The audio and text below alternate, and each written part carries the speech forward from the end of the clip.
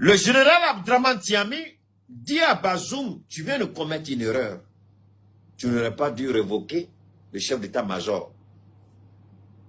Bazoum dit niet. Il n'a rien dit. Il est parti. Mais avant, Bazoum avait déjà libéré une première fois des chefs terroristes lourdement armés qui ont été appréhendés par les forces de défense et de sécurité du Niger au prix des sacrifices ultimes. Là où des Nigériens sont morts pour qu'on puisse arrêter ces terroristes, Bazoum les a libérés. Au motif que ce sont ses alliés, ses partenaires. Ses alliés dans quel sens? Ses partenaires dans quel sens? Moi, je ne mens pas. C'est le général Tiami qui a dit devant le monde entier. On a ça avec nous ici. Il dit, ce sont mes alliés. C'est ce que Bazoum lui a dit.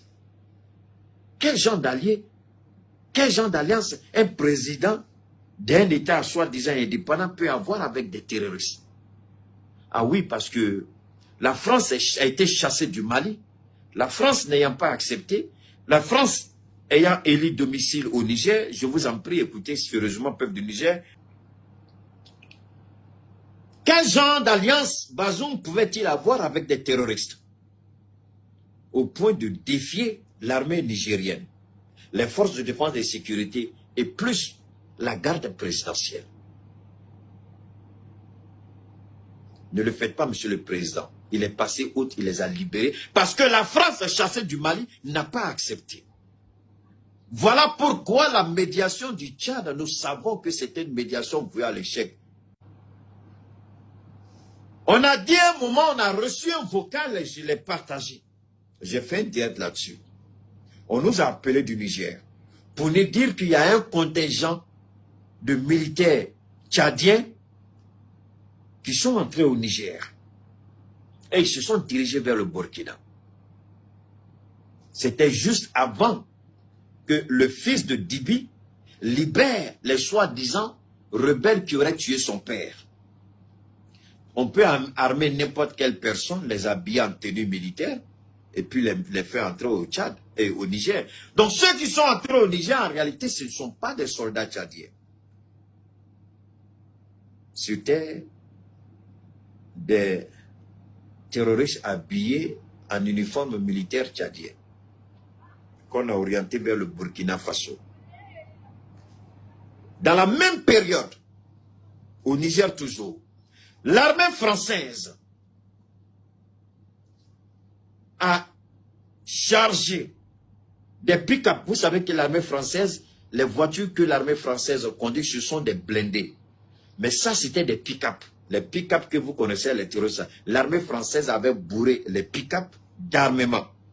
Donc, chaque fois qu'ils arrivent dans une localité, ils s'arrêtent à l'entrée de la localité jusqu'à ce qu'il fasse nuit.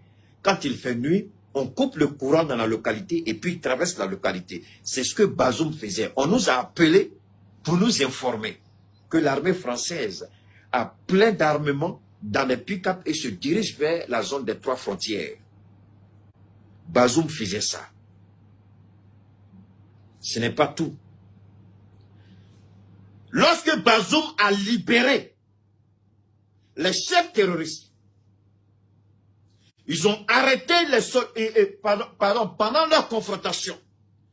Les soldats qui ont été capturés par les terroristes, ils ont filmé et on les a liquidés. Le général Tiami a pris les photos. Il allait montrer, il dit, voilà ce que vous faites, monsieur le président. Vous libérez les terroristes, les mêmes terroristes que vous avez libérés, voilà, ils viennent de massacrer des éléments de votre propre armée. Bazoum a fait comme il n'a rien vu. Et Bazoum s'apprêtait encore pour libérer une deuxième vague de terroristes qui avaient été appréhendés. Le général Tiami, ce jour-là, on dit qu'il a appris l'information très tard dans la nuit. Il s'est levé. La même nuit où Bazoum voulait libérer les terroristes. Le général Tiani, la même nuit, très tard, il s'est habillé. Il a été appelé par ces éléments que le président est en train de signer un document pour libérer encore des terroristes. Il a foncé au palais présidentiel. il allait discuter avec le président. Il dit, monsieur le président, ne faites pas ce que vous voulez faire. Je vous en conjure, ne le faites pas. Le président dit, j'ai entendu ce que tu as dit, c'est moi qui décide, ils seront libérés. Sur le champ, le général, voilà ce qui s'est passé. Sur le champ, le général a donné l'ordre à ses éléments d'arrêter le président. Bazoum croyait qu'il a, sur le champ, il a donné l'ordre. Le coup d'État n'a pas été préparé. Le coup d'État n'est pas une affaire de la Russie. Le coup d'État, ce n'est pas une affaire d'Assimi Goïta, ce n'est pas une affaire du capitaine. C'est un fils du Niger qui ne pouvait plus garder le silence. C'est un fils du Niger qui a dit trop c'est trop. C'est un fils du Niger qui voyait ses frères mourir par la faute du président Bazoum. Sur le champ, il a donné l'ordre à ses éléments d'arrêter le président. Ils ont arrêté le président. C'était aux environs de 2 h du matin. J'ai un administrateur qui est en ligne, qui peut Bachili, il peut témoigner. La même nuit, Bazoum a été arrêté.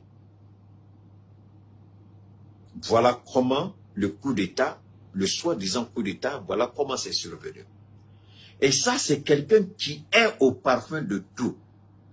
Et lorsque l'armée, au réveil le matin, lorsque l'armée a dit qu'il faut libérer le président, sinon ils vont lancer une attaque.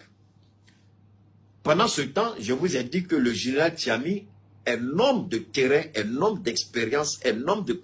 Il a laissé le président Bazoum se distraire avec Joe Biden, avec Emmanuel Macron, avec l'Union européenne, avec la CEDEAO. Pendant ce temps, il a convoqué le chef d'état-major des forces armées, il a convoqué tous les chefs hiérarchiques des armées et il a montré les images des